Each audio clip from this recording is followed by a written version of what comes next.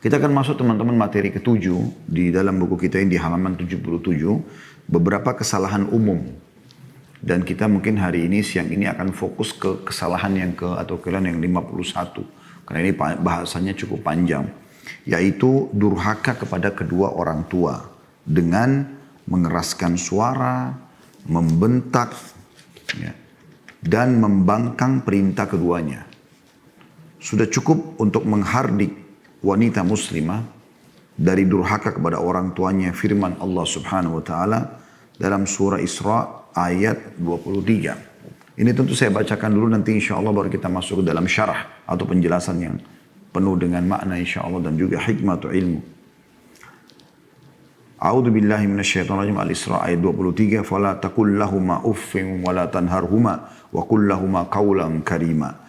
Maka sekali-kali janganlah kamu berkata kepada keduanya perkataan ayah ini, ibu ini. Dan janganlah kamu membentak mereka. Dan ucapkanlah kepada mereka perkataan yang mulia. Di antara bentuk kedurhakaan kata penulis ialah sebagian wanita tidak membantu ibu mereka dalam pekerjaan rumah. Ketika sang ibu memerintahkan hal itu kepadanya, baik dengan isyarat maupun secara terang-terangan. Ya.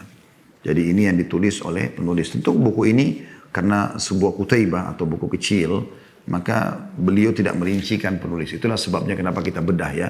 Karena kita akan coba menjabarkan panjang lebar tentang masalah poin-poin yang memang butuh penjabaran lebih luas. Baik, kita akan masuk teman-teman sekalian. Tentu ini bahasan berlaku pada laki-laki dan perempuan. Tapi karena ini kekeliruan bahasan tentang kekeliruan wanita, maka memang seakan-akan mengucuk pada wanita. Tapi umumnya semua tidak boleh durhaka pada orang tua.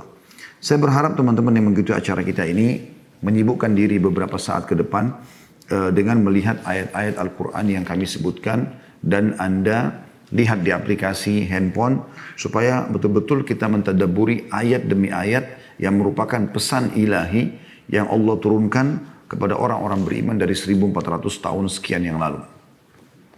Yang pertama kita akan mengulangi membaca tadi Al-Isra 23, tapi kita akan baca lengkap ayatnya, ayat 23 sampai ayat 24. Silakan Anda buka surah nomor 17, Al-Isra ayat 23 sampai 24. Renungi baik-baik. Allah Subhanahu wa taala berfirman, A'udzu billahi minasyaitonir rajim. Wa qadha rabbuka alla ta'budu illa iyyahu wa bil walidaini ihsana. Imma yablughanna 'indakal kibara ahaduhuma aw kilahuma fala taqul lahumā uff. Imma yablughanna 'indakal kibara ahaduhuma aw kilahuma fala taqul lahumā uffin wa la فلا تقل لهما أف ولا تنهرهما وقل لهما قولا كريما.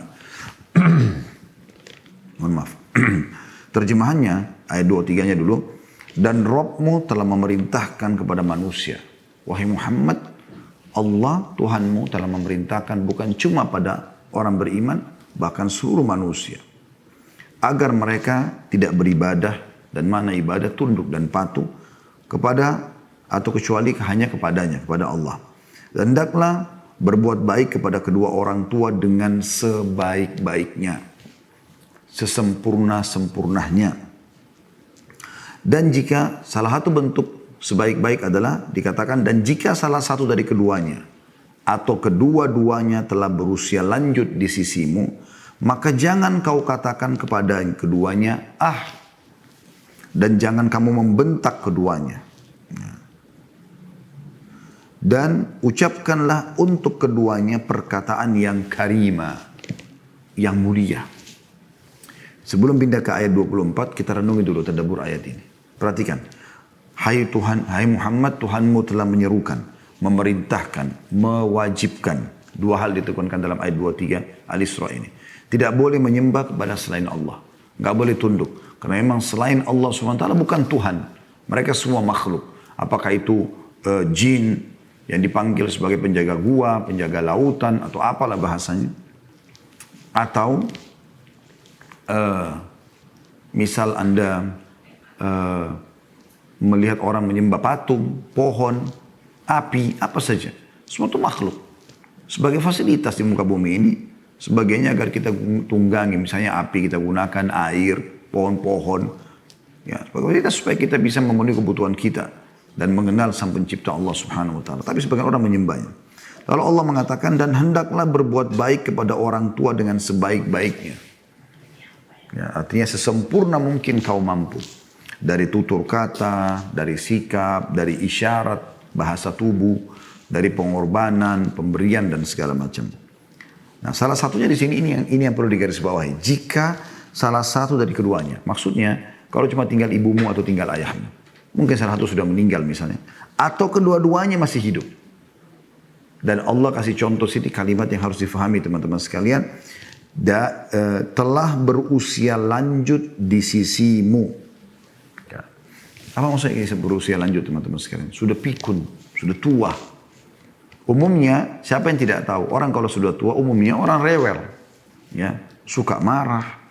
Kadang-kadang bahkan sudah tidak bisa lagi memenuhi kebutuhannya sendiri. Udah jalan susah, harus dibantu oleh anaknya. Bahkan sampai pada tingkat banyak orang tua yang sudah sangat pikun itu, mereka buang air besar, buang air kecil di tempat. Harus diurus, harus ada yang rawat. Gitu. Dia butuh naungan. Gitu. Di sini Allah SWT bukan mengatakan kedua orang tuamu saja secara umum. Yang masih kuat misalnya. Allah sengaja kasih contoh di sini ya, yang sudah berusia lanjut. Yang jelas-jelas rewel. Banyak yang harus dipenuhi kebutuhannya. Apa yang Allah katakan. Dan jika salah satu dari keduanya atau kedua-duanya telah berusia lanjut di sisimu, rewel, banyak kebutuhannya harus dipenuhi, maka janganlah kamu katakan kepadanya, perhatikan, ya, justru pada puncak-puncaknya mereka punya banyak tuntutan hidup, ya, karena sebagian orang membahasakan ya, supaya mudah difahami, orang tua yang pikun itu seperti kita mengurus anak kecil. Bagaimana anak kecil kalau kita urus? Seperti itu. Dia kalau ada apa-apa sedikit menangis kalau nggak dipenuhi, ya, dia nggak bisa urus dirinya, banyak hal yang berbahaya bisa menimpanya, maka orang tuanya harus selalu sikap mengurusnya. Nah, orang tua kita kembali di masa tuanya seperti itu. Anak yang kembali berbakti padanya. Kalau tua saja rewel begini, bahkan kadang-kadang maaf buang air besar, buang air kecil sembarangan, kita nggak boleh ucapkan kalimat apalagi kalau masih sehat, gitu kan? Banyak pengorbanannya. Dan ini berlaku kata para ulama kepada orang tua yang memang dari kecil anaknya diurus olehnya, atau memang anaknya dibengkalaikan sama dia. Misal ada seseorang, subhanallah, dia dari kecil dibuang oleh orang tuanya. Dibuang oleh orang tuanya. Jadi orang dia tidak mau tahu tentang keadaan dia. Gitu kan. Tiba-tiba pada saat dia sudah sukses, sudah menjadi seorang pengusaha kah, menjadi orang yang luar biasa gitu sukses, maka orang tuanya datang mengaku kalau dia ibunya atau dia ayahnya. Saya berapa kali menemukan pada saat membahas orang tua begini, banyak anak-anak yang mengatakan begitu dalam pertanyaan di pengajiannya. Tentang masalah orang tua saya dari kecil tidak urus saya, bahkan dibuang begitu saja. Tiba-tiba sekarang saya sudah sukses, mengaku sebagai ibu, mengaku sebagai ayah. Dan ternyata terbukti benar. Ya, mereka itu orang tua saya. Apakah saya harus berbakti? Ada juga yang mengatakan saya dibesarkan oleh ayah angkat dan ibu ayah angkat saya yang menyayangi saya. Tiba-tiba orang tua saya datang pada saat saya sudah sukses lalu mengaku orang tua. Mana yang saya harus dahulukan? Orang tua kandung saya atau ya, bapak atau ibu angkat saya yang sudah mengurus saya dari kecil? Semua ini jawabannya jelas orang tua. Jadi saya bilang tadi, walaupun mereka tidak mengurus kita dari kecil, ya, tetap bakti kita wajib kepada mereka. Apalagi kalau dasarnya sudah mengurus dari kecil, lebih besar lagi haknya. Gitu kan? Karena kata para ulama, keberadaan kita di muka bumi ini sudah cukup membuat kita wajib berbakti pada keduanya. Lahirnya kita di muka bumi sudah cukup. Walaupun mereka belum berbuat apa-apa. Karena kalau tanpa sperma ayah kita, tanpa sel telur ibu kita, tanpa kita dikandung 9 bulan oleh ibu kita, kita tidak akan ada di muka bumi ini. Kan begitu. Apalagi kalau dasarnya orang tua kita tuh berkorban banyak. Mereka sering begadang. Saya punya anak-anak bayi. Alhamdulillah beberapa yang Allah titipkan. Saya rasakan sendiri. Saya sama istri kadang-kadang gak bisa tidur malam pada saat awal-awal lahir gitu. Karena mereka masih belum adaptasi waktu. Belum nangis, belum rewel, belum gini. Apalagi kalau sakit ya. Maka saya pada saat punya anak ini baru saya renungi. Betapa luar biasanya perjuangan orang tua kita dulu. Mereka harus begadang. Kalau kita ya, sekarang berkorban sedikit untuk orang tua kita. Maka orang tua kita sudah berkorban banyak. Sampai pernah ditanyakan kepada seorang salaf, tentang masalah orang tua. Ya, dia dikatakan saya punya orang tua ayah, kata seseorang kepada beliau, saya punya seorang tua. Ya. Kalau saya tidak salah ini Hasan Basri yang berkata rahimahullah, seorang ulama tabi'in. Orang ini berkatakan saya punya ayah sudah sangat tua, pikun, dan dia tidak bisa bergerak, lumpuh, ya, stroke di atas ranjang. Setiap buang air besar, saya penuhi semua hajatnya, makan, minum, segala macam saya suapi. Termasuk kalau dia buang hajat, buang air kecil atau buang air besar, saya tampung dengan kedua telapak tangan saya. Pertanyaan saya, apakah saya sudah berbakti pada ayah saya? Kata beliau, sama sekali belum. Kok belum, apakah saya sudah balas bakti orang tua saya? Kata beliau, belum sama sekali. Kata dia, masa saya nampung kotorannya, buang air besar, buang air kecil dengan tangan saya tanpa jijik sedikit pun.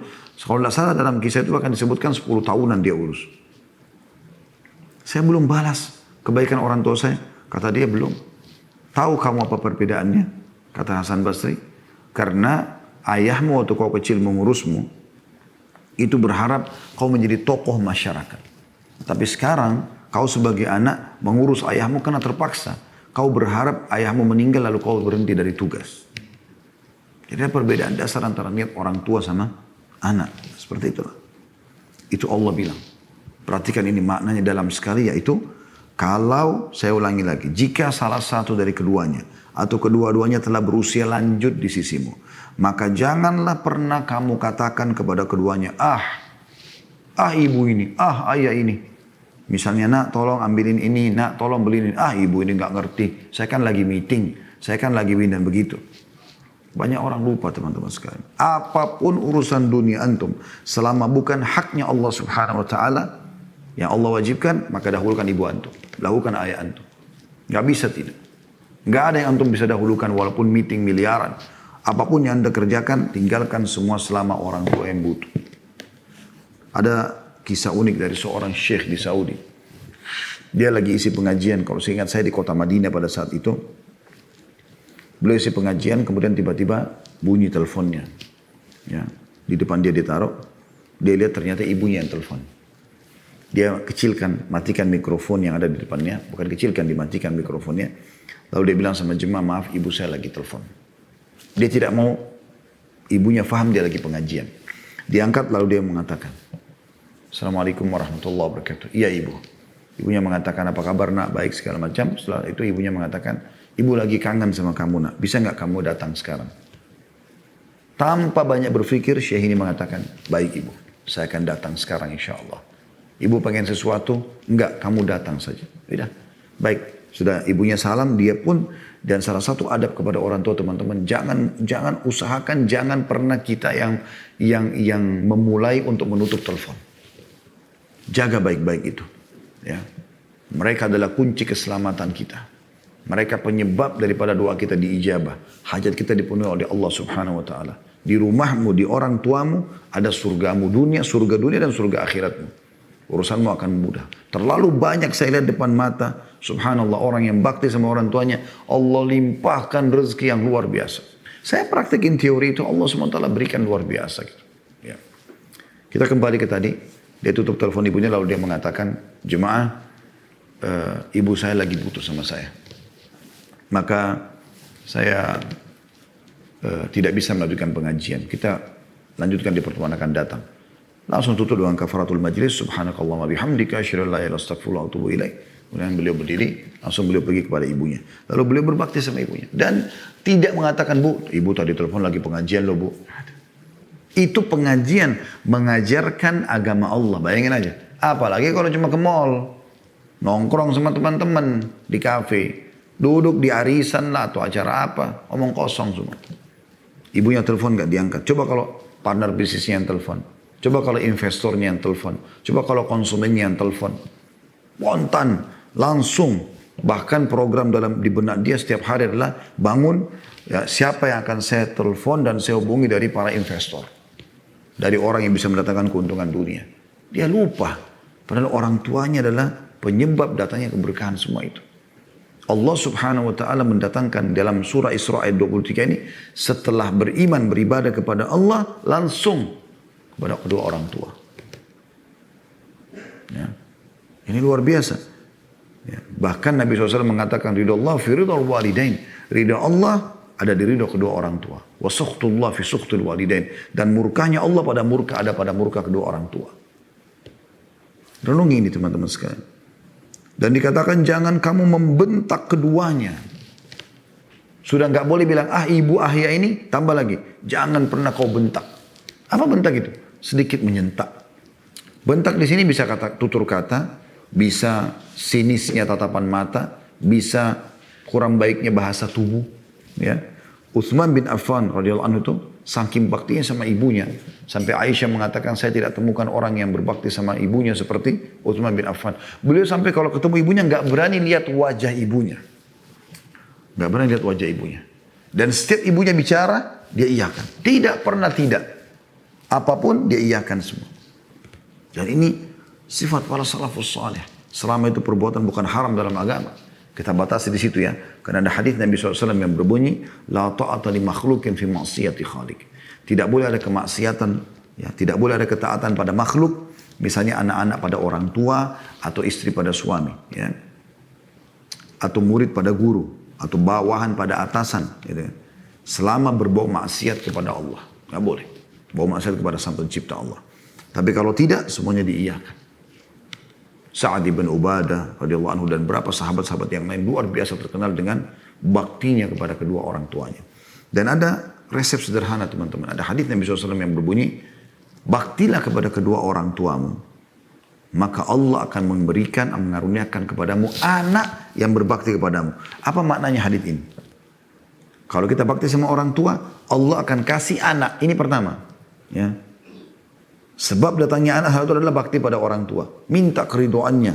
Minta maaf selama mereka masih hidup. Mohon selalu istighfar dan ampun kalau mereka sudah meninggal. Dan ditambah anak itu akan berbakti. Anak itu akan berbakti. Saya pernah lihat teman-teman sekalian. Kalau ayah saya lagi datang ke Makassar, ke Jakarta. Kebetulan ibu saya sudah meninggal. Allah yarham dari tahun 79. Saya waktu itu masih 4 tahun ya. Semoga Allah terima mati syahidnya beliau. Karena beliau meninggal dalam selesai melahirkan adik kami gitu kan. Pada saat itu. Maka teman-teman sekalian, beliau kalau datang ke Jakarta, saya coba maksimal apa yang saya bisa lakukan lah.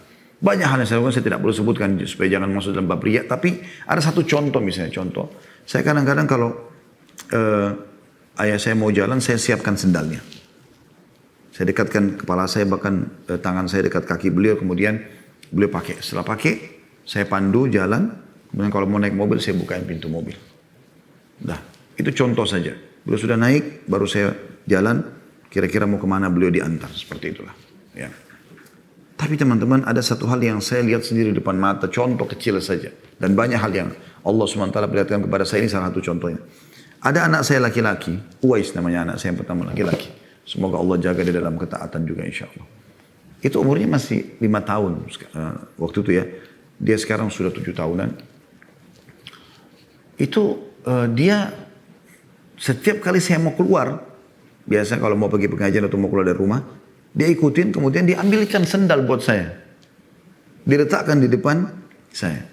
Saya sih melihat ini adalah jawaban spontan dari Allah SWT bagaimana anakmu akan berbakti sebagaimana apa yang kau buat pada orang tuamu.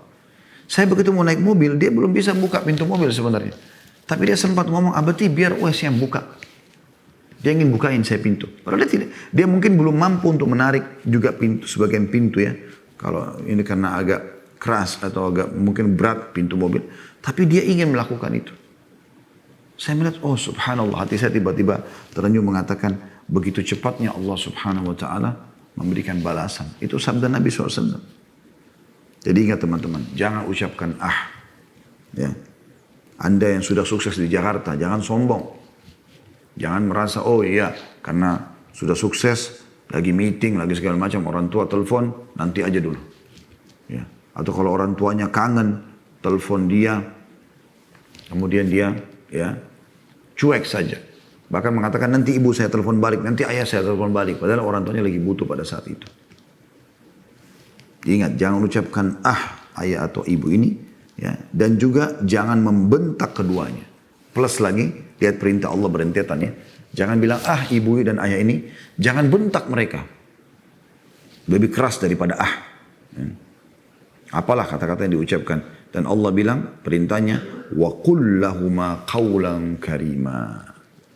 Dan ucapkan kepada keduanya qawlan, perkataan karima. Begini memahaminya. Karim ini teman-teman orang Arab gunakan kalau sesuatu itu sudah sangat bagus sekali, sempurna. Misal gini, biasanya dipakai untuk orang dermawan ya. Karim itu orang dermawan. Kayak misalnya kalau ada orang, kita minta tolong sama dia, kemudian dia kasih sesuai dengan apa yang kita minta. Misalnya kita minta tolong bantu 100 ribu, dibantu 100 ribu. Itu masih baik orangnya. Orang Arab masih belum mengatakan karim. Karim itu apa? Karim itu orang kalau biar tidak minta dikasih sama dia. Bahkan kalau kita minta misalnya 100 ribu dikasih 1 juta sama dia. Bahkan dipenuhi banyak hajat-hajat kita. Ini namanya dermawan, karim. Nah ini kalau di harta ya. Dan dia pun memberikan dari harta yang halal, yang paling bagus. Karena dia tahu ini dia berikan kepada Allah atau di jalan Allah subhanahu wa ta'ala. Nah Allah perintahkan kita menggunakan kaulan karima. Perkataan yang terpilih, dia tertata, pilih kosakata yang paling bagus. Bahkan sebagian ulama mengatakan termasuk kaulan karima adalah mengecilkan intonasi suara, ya lebih rendah daripada intonasi suara orang tua. Tidak memotong kalau mereka lagi bicara walaupun menyakitkan. Itu kaulan karimah. Di antaranya. Ya. Jadi sebelum selesai orang tua bicara jangan dipotong. Setelah itu juga menyusun kosakata yang ringkas, yang tidak menyinggung. Misal, iya ibu, iya ayah. Baik, saya akan kerjakan. Doakan ananda supaya bisa. Dan seterusnya. Ada seorang syekh teman-teman di Saudi. Dia lagi isi pengajian di Jeddah, ini kejadian yang lain tentunya. Saya sering angkat kisah ini karena saya terenyuh juga melihat bagaimana semestinya kita mencontohi mereka ya. Dia lagi pengajian lalu ditelepon oleh ayahnya. Kalau tadi kan ditelepon oleh ibunya yang di Madinah itu. Ini ditelepon oleh ayahnya. Dia matikan mikrofon supaya ayahnya tidak tahu kalau dia lagi pengajian. Setelah salam, waalaikumsalam. Kata ayahnya dengan spontan sebagai seorang ayah biasa minta sama anaknya mengatakan, nah, ayah lagi mau ngundang teman-temannya, ayah butuh 5 ekor kambing. Baik ayah, ada yang lain? Enggak ada, itu aja nak. Insya Allah ayah butuh besok. Ini sudah mau acara besok. Kebetulan ayah tinggal di Qasim. Di Naron ini, syekh ini tinggal di Jeddah. Jauh sekali itu. Gitu kan. Udah selesai. Ayahnya enggak bilang transfer uang atau apa, cuma bilang butuh 5 ekor kambing. Dia bilang baik ayah. Ada yang lain? Enggak ada. Ya sudah. Assalamualaikum, setelah ayahnya assalamualaikum ditutup waalaikumsalam. Dia bilang sama jemaahnya, maaf jemaah sekalian ayah saya lagi butuh bantuan saya, maka pengajian saya tutup dulu. Ditutup pengajian, kemudian beliau luar biasa ya akhlak yang beliau buat ini. Mungkin ini tidak terfikir oleh banyak orang gitu. Dia pergi sewa mobil pick up, dia beli di pasar kambing di Jeddah, 5 ekor kambing yang terbaik, ditaruh di belakang mobil pick up itu, dia setir sendiri. Itu kalau tidak salah, kalau saya tidak salah sekitar 1000 km jaraknya. Ya mungkin lebih jauh dari Jakarta ke Surabaya. Lebih jauh itu. Ya.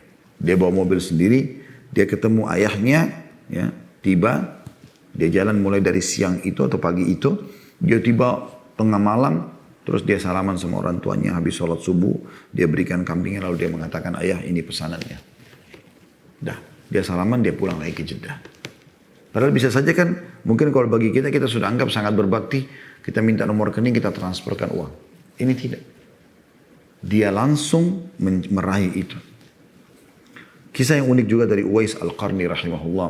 Dan ini sebabnya juga saya berikan nama anak laki-laki saya Uwais ya. Saya terinspirasi betul dengan kisah-kisah beliau rahimahullah. Beliau sebenarnya hidup di zaman Nabi SAW, hanya tidak sempat lihat Nabi dengan mata kepala. Maka diistilahkan dengan tabi'in ya. Sebenarnya beliau itu kalau sempat lihat Nabi pada saat itu diistilahkan dengan sahabat. Karena syarat sahabat adalah harus melihat Nabi SAW secara fisik. Kalau dia buta minimal bertemu dengan Nabi SAW, bersalaman gitu kan. Interaksi dengan Nabi SAW. Nah Uwais ini gak sempat. Dia pas setelah Nabi SAW meninggal berapa hari dia baru tiba di Madinah. Gitu kan. Jadi tidak ketemu sama Nabi SAW. Tapi yang jelas Nabi SAW pernah bilang kepada para sahabat. Afdal tabi'in. Tabi'in yang paling afdal. Generasi yang setelah sahabat adalah Uwais Al-Qarni. Lalu Nabi SAW panggil Umar bin Khattab, panggil Ali bin Abi Thalib. 2 sahabat yang mulia. Mertua Nabi sama anak mantu Nabi. Dan dua-dua dijamin masuk surga. Hai Umar, hai Ali. Kalau kalian bertemu dengan Uwais Al-Qarni dari suku Qarn di Yaman. Ya, Minta agar dia beristighfar kepada Allah untuk kalian. Orang itu ciri-cirinya begini disebutkan, ciri-ciri dari suku Qarn, dia pernah kena penyakit kulit, kemudian dia berdoa sama Allah, tertinggal kurang lebih seperti dirham di pundaknya. Dia punya orang tua, ibu yang sangat tua dan dia sangat bakti kepadanya. Sebutkan cirinya oleh Nabi SAW. Sampai Umar bin Khattab tiap tahun itu semenjak Nabi hidup, sibuk tanya jemaah haji dari Yaman. Ada enggak namanya Uwais Al-Qarni? Setiap tahun. Terus saja sampai Nabi meninggal, sampai Abu Bakar meninggal. Di zaman khilafahnya beliau tiap tahun di musim haji tanya. Sampai terakhir di tahun 23 Hijriah. Akhir hidupnya Umar bin Khattab radhiyallahu anhu. Di musim haji terakhir beliau tanya orang-orang dari Yaman. Mereka mengatakan, ya Amir Mu'minin, hampir setiap tahun Anda tanya nama Uwais. Kami nggak kenal. Tapi ada, saya ingat kata salah seorang di antara mereka, ada satu orang penggembala kambing di padang pasir kami di Yaman. Itu bernama Uwais. Memang dari suku Qarn. Dia penggembala kambing. Dia akan haji tahun ini. Kata Umar, baik, kalau dia datang sampaikan kepada saya. Begitu dia tiba, orang Yaman ini datang menyampaikan, ya Amir Mu'minin sudah datang dia. Lalu Umar menemui, lalu setelah ketemu mengatakan, hai Uwais, apa kau bernama Uwais? Dia bilang, iya. Dari suku Qarn? Iya. Apa kau punya seorang ibu yang tokoh bakti? Dia bilang, iya. Apa kau pernah kena penyakit kulit? Kemudian kau berdoa sama Allah agar disembuhkan kecuali sebesar dirham? Dia bilang, iya. Kata Umar bin Khattab, bermohon ampunlah untuk saya. Kata orang itu, Uwais Al-Qarni belum kenal awalnya. Lalu dia mengatakan, siapa anda? Semoga Allah merahmati anda. Kata Umar bin Khattab. Kata Uwais, saya memohon ampun untuk anda wahai Amir Mu'minin. Kata dia, iya. Karena Nabi SAW yang sampaikan kepada saya untuk itu. Kata dia, Nabi SAW yang bilang? Kata Umar, iya. Maka Uwais pun memohon ampun untuk Umar bin Khattab. Setelah itu, Umar keliling cari sahabatnya. Kekasih dia, Ali bin Abi Thalib. Yang merupakan juga mertua dia. Karena Umar bin Khattab menikah di akhir hidupnya dengan Ummu Kalthum, anaknya Ali bin Abi Thalib. Mana Ali? Mana Ali? Dicari Ali. Begitu Ali ketemu, lalu kata Umar, aku telah bertemu dengan Uwais, segera jalankan wasiat Nabi SAW, mohon ampun kepadanya. Ali bin Abi Thalib cari di mana ketemu, mohon ampun juga mengatakan hal yang sama. Lalu tersebar di musim haji, ternyata Uwais Al-Qarni ini, ya, apa namanya, dia telah ditemui oleh Umar dan Ali. Maka mereka semua memohon ampun, maksudnya minta agar Uwais Al-Qarni memohon ampun kepada Allah untuk mereka. Tapi mereka sudah tidak temukan Uwais pada saat itu. Ya. Beberapa tahun setelah itu dikatakan ditemukan Uwais Al-Qarni berada di Irak, ya, yang sedang memungut sisa makanan orang yang masih bagus, gitu kan, dibersihkan sama dia, dipanasi lalu dibagi lagi antara dia sama orang-orang miskin. Hidupnya susah. Tapi ada kisah berhubungan dengan bakti sama orang tuanya, ada cukup banyak dinukil, diantaranya ada dua yang saya sampaikan. Yang pertama, beliau pernah diminta oleh ibunya sudah tua dan matanya buta, minta, saya selalu kau bakti Uwais. Tapi ada satu hajat saya yang hati saya terus bergejolak ingin lakukan. Semoga kau bisa penuhi hajat saya itu. Kata Uwais, sebutkan ibu. Kata ibunya, saya ingin sekali haji. Saya ingin sekali haji. Ya. Maka Uwais mengatakan, baik ibu. Padahal dia orang tidak mampu. Gak ada duitnya nih, orang miskin. Tapi dia gak mengatakan tidak. Dia bilang, baik ibu. Insya Allah doakan saya supaya saya bisa penuhi itu. Uwais selalu berpikir, bagaimana caranya. Dia naik ke atas sebuah bukit di Yaman. Apa yang harus dilakukan? Dia sambil berdoa sama Allah, ya Allah engkau tahu aku tidak punya kemampuan finansial, gak ada duit. Bagaimana saya bisa hajikan orang tua saya, ibu saya? Saya juga gak mungkin biarkan ibu saya pergi haji sendiri, gitu kan? Sudah tua, butuh mahram dan seterusnya. Maka muncul di benak dia pada saat itu untuk membeli kambing. Dia datang ke satu penjual kambing, ternyata dia tadi mau beli kambing besar, tapi uangnya gak cukup, dia cuma bisa beli kambing kecil yang baru sekian bulan umurnya. Lalu dibelilah kambing tersebut. Setelah dia beli, apa yang Uwais kerjakan setiap hari, rahimahullah, beliau mencari bukit tinggi di Yaman, di kota dia, di kampung dia itu, dan setiap hari gendong kambing itu. Setiap hari dia gendong kambing. Dia gendong kambing itu naik sampai ke puncak gunung. Lalu dia gendong lagi turun. Orang-orang di kampungnya bilang, Uwais ini kenapa? Sudah gila barangkali. Ngapain dia gendong-gendong kambing naik gunung, turun gunung? Kambing digendong untuk apa? Lepas saja dia jalan sendiri kan gitu. Bagian naik ke gunung, turun gunung. Terus saja orang olok-olok, orang nggak tahu. Uwais tetap diam saja. Sampai dia di hari-hari pertama merasa kesulitan menggendong kambing. Karena naik gunung susah, berat. Apalagi lama-kelamaan kambing itu makin besar. Terus dia lakukan, ya, sampai kambing itu sudah besar dan berat. Dan dia berhasil menggendong ke atas dan ke bawah gitu. Setelah itu tiba musim haji, dia mengatakan, ibu sudah saatnya kita haji insya Allah. Ibunya melindangkan air mata karena gembira segala macam. Apa yang terjadi? Uwais karena tidak punya biaya untuk bayar transportasi, nggak punya unta, pada saat itu tidak ada pembayaran apa-apa, tidak ada duit. Maka dia jalan kaki dari Yaman menggendong ibunya. Jadi ternyata yang diketahui oleh orang dia gendong-gendong kambing itu, dia ingin latihan, dia kuat nggak gendong ibunya. Ya. Dan ternyata Allah SWT berkahi berhasil haji bersama ibunya. Lihat bagaimana mereka luar biasa berbaktinya.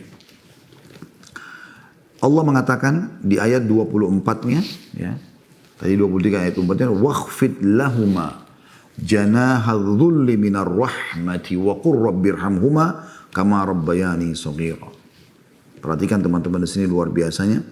Allah mengatakan, dan katakanlah kepada keduanya perkataan yang mulia tadi saya wa qul lahum qawlan karima wakhfid lahuma janahadh-dhull, dan rendahkanlah dirimu kepada keduanya, ya, minar rahmah, dengan penuh kasih sayang. Biar kau dicaci maki, biar mereka berkata-kata yang tidak baik, tetap kau merendah. Allah mengatakan, ya, jangan ucapkan jangan bentak mereka, ucapkan kalimat-kalimat yang mulia, ya, dan rendahkan dirimu pada keduanya dengan penuh kasih sayang. Artinya biar mereka menjengkelkan buat kamu, tetap kau kasih sayang. Sayangi mereka sebagai orang tuamu, bagi ibumu. Bentuk bakti kepada Allah. Tidak cukup sampai situ. Dan ucapkan kata Allah, doakan mereka. Wahai Rabbku, penciptaku, sayangilah keduanya sebagaimana keduanya menyayangiku di waktu kecil. Ini maknanya luar biasa dalam sekali. Itu dalil yang pertama. Kita masuk dalil yang kedua. Di dalam surah Luqman ayat 14 sampai ayat 15. Seingat saya Luqman ini surah nomor 34 ya. Mudah-mudahan tidak keliru, tapi yang jelas surah Luqman ayat 14 sampai ayat 15. Bunyinya, saya mulai dari ayat 14-nya.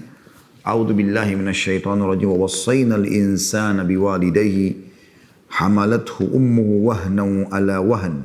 Hamalathu ummuhu wahnan ala wahnin wa fisaluhu fi amain. Wa fisaluhu fi amain an ishkur li wa liwalidayka ilayyal masir. Yang artinya, dan kami perintahkan kepada manusia agar berbuat baik kepada orang tuanya. Ibunya telah mengandungnya dalam keadaan lemah, yang bertambah lemah. Karena makin besar perutnya, dia makin lemah. Makin banyak cobaannya, gitu kan. Dia ke kamar mandi bawa bayi itu, dia tidur bawa bayi itu, segala macam. Ya. Kemana saja anaknya ikut, mesti dari bayi, dari perut. Dan menyapinya, mengurusnya, ya, membersihkan popoknya, segala macam kotorannya, serta menyusuinya dalam 2 tahun. Karena biasa kalau sudah 2 tahun, ya sudah mulai lebih besar. Umumnya sini menyusui maksudnya. Maka Allah mengatakan, bersyukurlah kalian kepadaku, kata Allah, dan kepada kedua orang tuamu. Terima kasih. Hanya kepadakulah kalian akan dikembalikan. Jadi bentuk baktimu sama orang tua adalah bentuk kedekatan diri kepadaku. Seakan-akan Allah katakan begitu ya. Lalu Allah mengatakan di ayat 15-nya surah Luqman, wa in jahadaka ala an tusyrika bi ma laysa laka bihi ilmun fala tuti'huma wa sahibuhuma fid dunya ma'rufa wattabi' sabila man anaba ilayya thumma ilayya marji'ukum fa unabbi'ukum bima kuntum ta'malun. Dan jika keduanya memaksamu mempersekutukan sesuatu dengan aku yang tidak ada pengetahuanmu tentang hal tersebut, ya, maka janganlah kamu mengikuti keduanya. Kau boleh bakti sama orang tuamu, redahkan dirimu, penuhi semua kebutuhannya, selama bukan mempersekutukan aku, bukan bermaksiat kepada Allah. Sudah kita jelaskan tadi di awal itu ya. Kalau mereka suruh maksiat, jangan ikuti.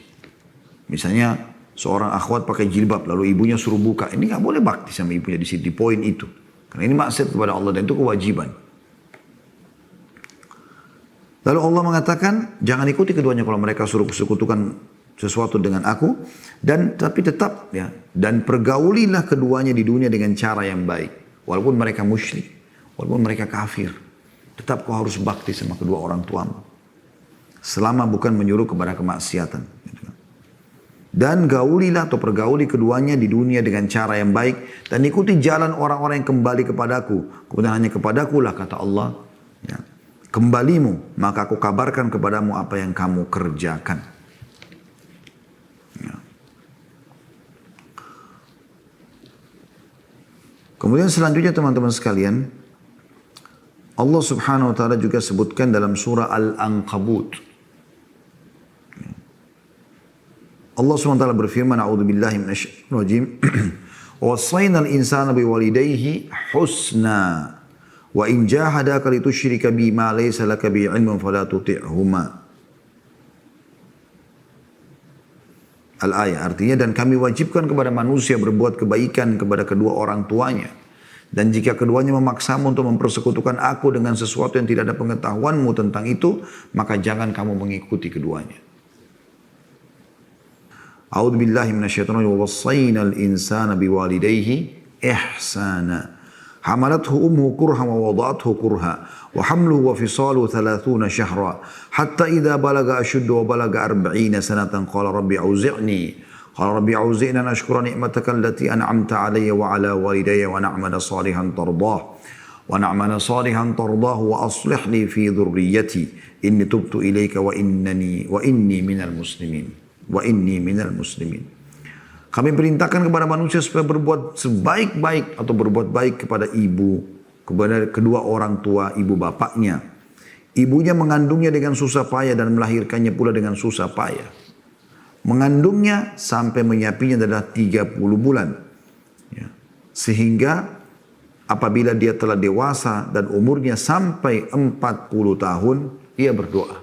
Si anak tadi, ya Rabbku, tunjukilah aku untuk mensyukuri nikmatmu atau nikmat engkau yang telah engkau berikan kepadaku dan kepada kedua orang tuaku. Dan supaya aku dapat berbuat amal yang saleh, yang engkau ridhoi, yang engkau sukai. Berilah kebaikan kepadaku dengan memberi kebaikan kepada anak cucuku. Sesungguhnya aku bertobat kepada engkau dan sesungguhnya aku termasuk orang-orang yang berserah diri. Jadi bagi teman-teman yang sudah sampai 40 tahun, apalagi orang tuanya masih hidup, anaknya juga ada, doa ini jangan pernah tinggalkan. Rabbi auzi'ni an ashkura ni'mataka allati an'amta 'alayya.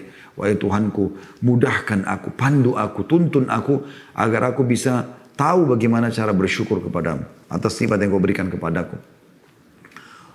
Wa 'ala walidayya, dan nikmat yang kau berikan kepada kedua orang tuaku. Wa an a'mala salihan tardan, aku supaya berbuat amal saleh yang kau ridhai. Wa aslih li fi dzurriyyati, perbaiki semua keturunanku.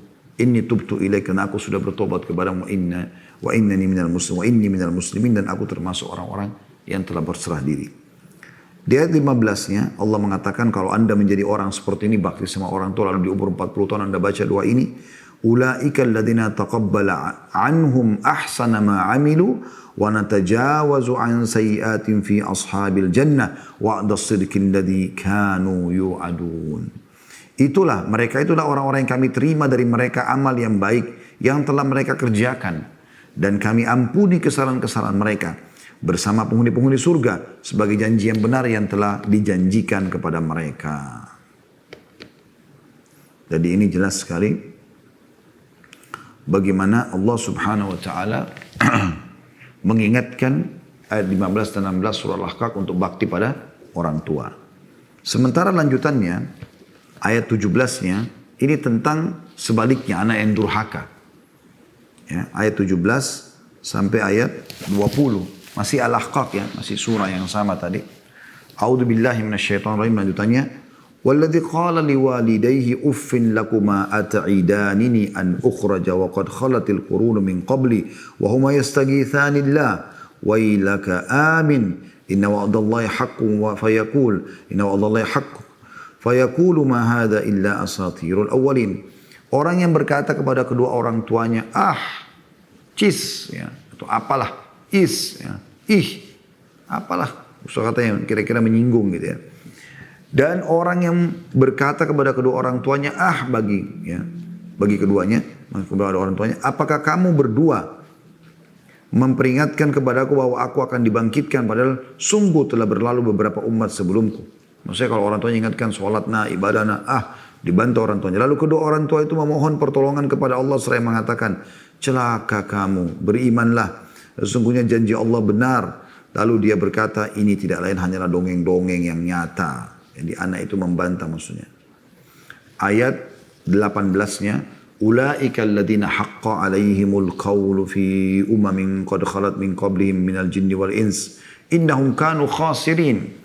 Mereka itulah orang-orang yang telah pasti ketetapan azab atas mereka bersama-sama umat-umat yang telah berlalu sebelum mereka dari jin dan manusia. Sesungguhnya mereka adalah orang-orang yang merugi. Ya. Allah SWT ingatkan di situ. Kemudian teman-teman sekalian, itu tadi adalah ayat-ayat Al-Quran. Kita akan masuk kepada hadis-hadis Nabi SAW tentang masalah haramnya durhaka pada orang tua. Dimulai dengan hadis Nabi SAW, hadis Sahih riwayat Bukhari dan Muslim. Imam Bukhari sebutkan di jilid 3 halaman 151-152. Imam Muslim nomor 87. Kata Nabi SAW, ala unabbiukum bi akbaril kabair. Maukah aku tunjukkan kepada kalian induknya dosa-dosa besar? Thalathan, 3 kali Nabi ulangi. Maukah aku beritahukan kepada kalian induk dosa-dosa besar? Ini saking pentingnya ya, Nabi ingin perhatian para sahabat tertuju pada masalah ini. Maukah aku tunjukkan pada induk dosa-dosa besar? Maka kulna, bala ya Rasulullah. Para sahabat mengatakan, tentu wahai utusan Allah. Qala al-isyraku billah. Yang pertama menyekutukan Allah. Ya. Allah yang menciptakanmu lalu kau masih minta-minta pada pohon, pada batu, pada gelang, pada benda-benda mati. Ya. Wa uququl walidain. Lalu setelah syirik kepada Allah, durhaka kepada kedua orang tua. Wa kana muttaki'an fajalas.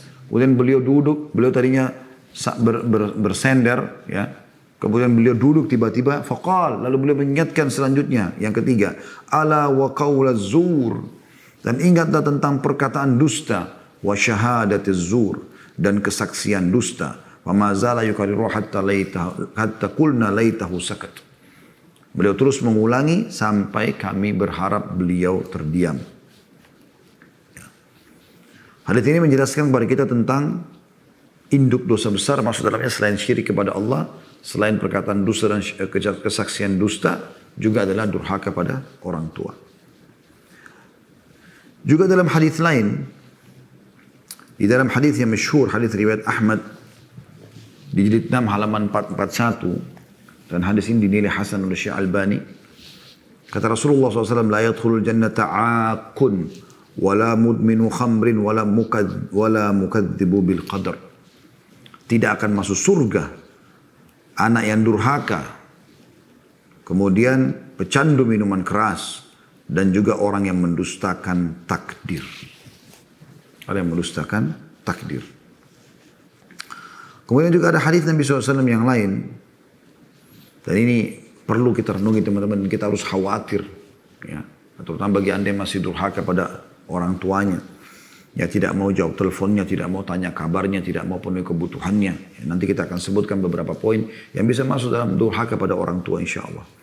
Yaitu hadis diriwayatkan oleh Imam Bukhari dalam Adab Mufrad di nomor 23. Kata Nabi SAW, ma min dzambin ajdaru an yu'jal, ya, atau an yu'ajjilallahu. Saya ulangi, ma min dzambin ajdaru an yu'ajjilallahu ta'ala li sahibil uqubata fid dunya ma'a ma yaddakhiru lahu fil akhirah minal baghi wa qati'atur rahim. Tidak ada dosa yang Allah cepatkan azabnya kepada pelakunya di dunia, dan Allah juga akan mengazabnya di akhirat. Jadi dua-dua dapat. Di dunia dapat, di akhirat juga dapat siksaan. Ya.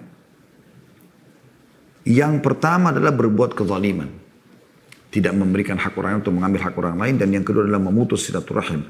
Dan puncaknya adalah memutus hubungan dengan orang tua. Makanya dalam hadis yang lain disebutkan, hadis ini diriwayatkan oleh Al-Hakim jilid 4 halaman 177, kata baginda Nabi SAW, babani muajjalani uqubatuhuma fid dunya al-baghi wal uquq. Dua perkara atau perbuatan dosa yang Allah percepat azabnya atau siksanya di dunia, yang berbuat zalim dan juga durhaka kepada kedua orang tua. Ya. Ini luar biasa ini, ya, peringatan-peringatannya. Selanjutnya juga hadis Nabi alaihi salatu wassalam, riwayat Hakim, Al-Baihaqi, Ahmad juga meriwayat hadis ini. Kata begini Nabi SAW, thalathatun la yadkhuluna jannah wa la yanzurullahu ilaihim yawmal qiyamah. Ya, ada 3 golongan, 3 orang yang tidak akan masuk surga. Allah juga tidak mau lihat dia pada hari kiamat. Allah tidak akan bantu kalau dia punya dosa banyak, tidak dimaafkan. Yang pertama al-aquli walidayhi, yang durhaka pada orang tuanya. Yang kedua al-mar'atul mutarajjilatul mutasyabbihah birrijal, mutasyabbih birrijal. Ya, perempuan yang menyerupai laki-laki. Nah, ini yang kedua. Jadi dia sengaja, apalagi sampai pada tingkat mengoperasi kelaminnya dan segala macam ya. Dan yang kedua ada youth, yaitu kepala rumah tangga atau suami yang membiarkan adanya perbuatan keji di rumahnya. Ya. Sementara teman-teman sekalian, orang tua Anda adalah sebab diterimanya doa atau doa mereka mustajab.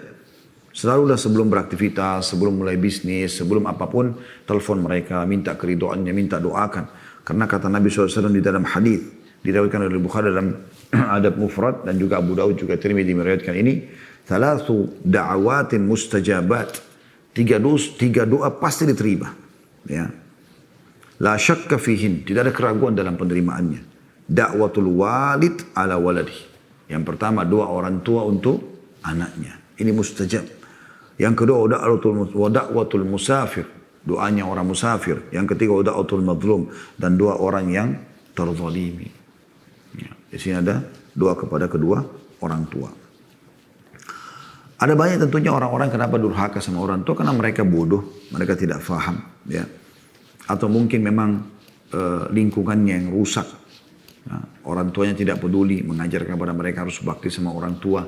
Dari cara duduk, cara ngomong. Ya. Tidak diajari. Dicuekin saja. Dibiarkan selalu besar dengan pembantu anak-anak itu. Sehingga ini terdidiklah. Ya, seperti akhlaknya pembantu itu yang buruk misalnya.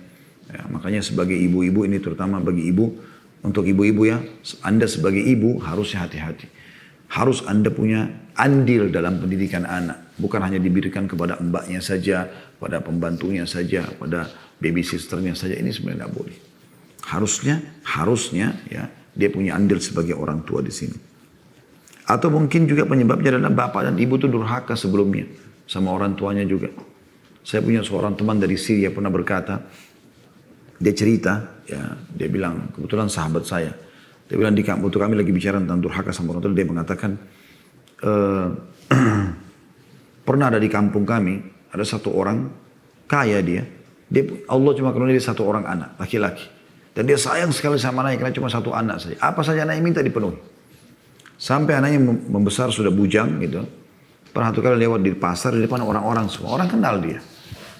Rupanya anaknya minta satu, ayah tolong belikan saya ini. Ayahnya bilang, ayah belum bawa uang nak. Anaknya marah. Orang semua kaget itu. Begitu sayangnya dia sama anaknya, ternyata anaknya sampai begitu sama dia. Lalu kemudian dia mengatakan, nak ayah pulang ke rumah ambil uang lalu ayah berikan. Tidak mau. Langsung dia tonjok ayahnya. Jatuh di pasar itu. Apa yang terjadi? Hampir satu pasar kata teman saya ini. Mau ngeroyokin anaknya tadi. Ayah masih mengatakan jangan keroyokin anak saya. Sampai mereka bilang, ini anakmu durhaka. Bagaimana bisa anak tonjok ayahnya nggak masuk akal. Digebukin sampai jatuh. Dia mengatakan subhanallah ini kata-katanya apa. Ini kisah teman saya dan ini kisah nyata. Dia nukil langsung. Sepertinya dia hadir pada saat itu. Di kejadian itu. Maka dia mengatakan, ayah mengatakan saya tiba-tiba teringat. Dulu waktu saya masih seumur dia. Pernah saya lewat di pasar ini, saya lakukan permintaan yang sama pada ayah saya dan saya pun memukul ayah saya pada saat itu. Allah balas kejadian yang sama. Hati-hati. Juga jeleknya akhlak pasangan. Jeleknya akhlak istri. Ya, istri yang naudzubillah asal nikah saya sama sembarangan perempuan yang tidak tahu agama. Sehingga merasa mertuanya musuhnya. Bagaimana caranya Anda mau menghapus status ibunya suami Anda? Bagaimana caranya? Dia tetap lahir dari rahimnya perempuan itu. Mau baik atau mau jelek tetap aja sama. Tapi kan cerewet itu saja. Itu resiko nikah sama anaknya. Dan itu cobaan Anda. Harus Anda sabar. Harus Anda justru penyebab suami bakti sama ibunya. Sama ayahnya. Begitu juga sebagai laki-laki. Jangan mentang-mentang kita sebagai suami.